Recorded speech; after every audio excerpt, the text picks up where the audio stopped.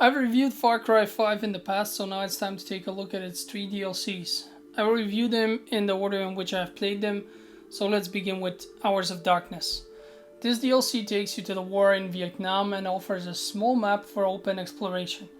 One of the first things you will notice is that the game has a special perk system which rewards you with perks for consecutive stealth kills. It seems like a really cool idea and works really well until you rescue one of your comrades and they join you along for the ride. Then they keep acting dumb and giving away your positions, and as soon as you are forced out of stealth and noticed, you lose all these perks. This kept happening over and over, so at one point I dismissed them and played on my own, which resolved the issue. The map offers side and main objectives of various kinds. You go from one point of interest to the next one and kick tons of Vietnamese ass along the way in typical Far Cry fashion. Something that I liked was the female Vietnamese voice actress. You can hear her over loudspeakers trying to be menacing, and since the map remains dark until right before the end, it's kind of ominous and well done. In contrast to that, every other voice actor sucks, and the voice acting is overall done very poorly. The DLC will take about 3 hours to finish in its entirety, but that is only the case if you play it on normal difficulty. You do unlock a harder difficulty after the first completion, so if you feel like it, you can actually replay it. The thing is, the DLC is quite boring and repetitive, so I would be very surprised if anyone considered replaying it. But I've been wrong before. All in all, it's okay, but not more than that. Mediocre would be the best way to describe it. If you own a season pass, you should give it a try, otherwise I would advise you skip this one. It's not worth your money. Second DLC is called Lost on Mars. I want to remind everyone watching that I review them in the order in which I have played them, not in the order in which they have been released. Lost on Mars starts with your redneck protagonist in his pickup. He gets a call from his buddy Herc, asking him for assistance with something, and suddenly our protagonist Nick is abducted by an UFO.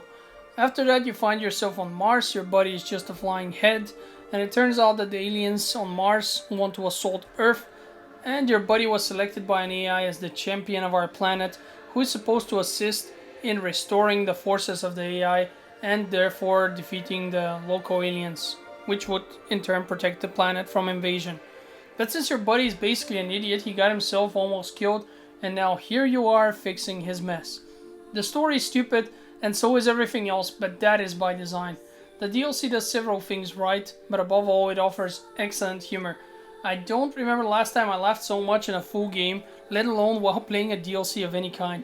The voice acting is superb here, and that goes for your character as well as his buddy Herc and the AI, who by the way reminded me of a more stiff version of GLaDOS from Portal. Lost on Mars is essentially a total conversion mod. The map is large and offers some familiar challenges, but also some brand new ones.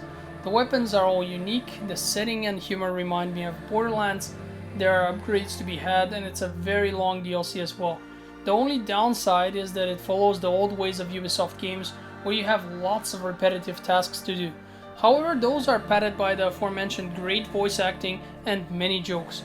It took me 6.5 hours to complete it, and I was entertained every step of the way, even though the gameplay was quite repetitive and boring at times. The visuals on Mars are pure eye candy, and they offer completely new enemies, which can at times be quite challenging. Honestly, this DLC is a must play for pretty much any fan of Far Cry 5, and I cannot recommend it enough. It's not perfect by any stretch of the imagination, but it offers lots of gameplay and awesome humor every step of the way.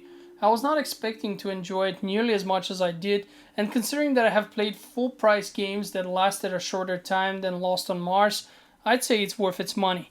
The last DLC is called Dead Living Zombies, and is essentially a pack of maps on which you go from one end to the next, mowing down zombie hordes. There's a backstory here as well. You are actually playing through the cheesy movie ideas of a guy who's trying to convince people to actually make them into real movies. One can tell the developer was going for humor here, but sadly this is mostly unsuccessful. The good voice acting does help a bit, but that's simply not enough. The maps are rather boring as well, although they feature some unique gameplay moments when the story gets changed mid-round, and so the map suddenly changes under your feet. This is cool and surprising the first time. You even get to fight a blood dragon, which is a fun reference to another spin-off game. The problem here is that the maps are short, the gameplay is boring, and mostly unimaginative. It feels like this one was simply made to fill a slot, so that people who paid for the season pass would not be left with 2 DLCs. Unfortunately, out of the three, this is the lamest DLC, and I absolutely cannot recommend that you spend any of your money on it. But of course, that is just my opinion. So there you have it, 3 DLCs, 1 lame, 1 mediocre, and 1 awesome. If you are considering buying any of them, my recommendation stands for Lost on Mars. It is by far the best DLC of the bunch and one of the best ones I have played in general. Thank you for watching my video. I hope to see you on the next one, and until then, have a great day.